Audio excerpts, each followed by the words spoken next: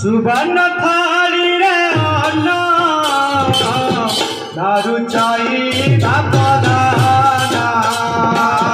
सुबर्ण थाली रे अन्ना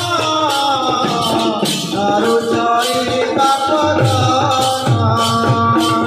सुबर्ण थाली रे अन्ना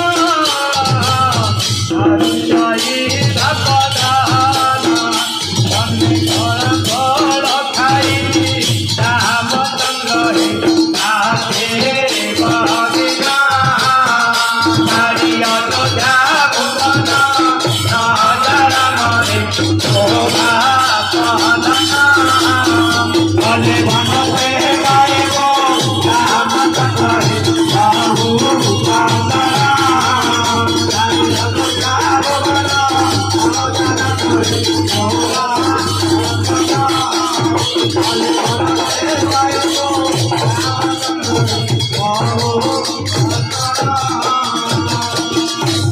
माता पिता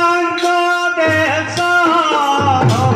जाई बहुत बरस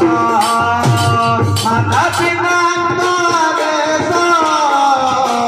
सारी 14 बरस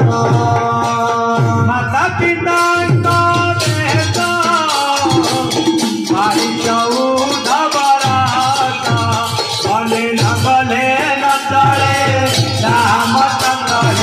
साचा वासना भले न चले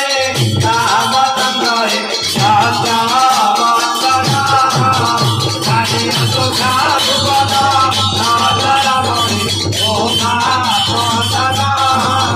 भले मन से गायबो राम चंद्र बाबू वासना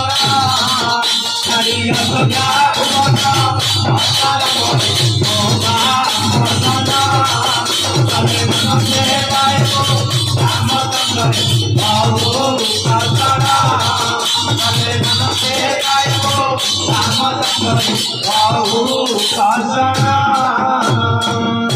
बोल श्यावर रामचंद्र की जय, महापति महादेव की जय, वीर बजरंग वाली की जय।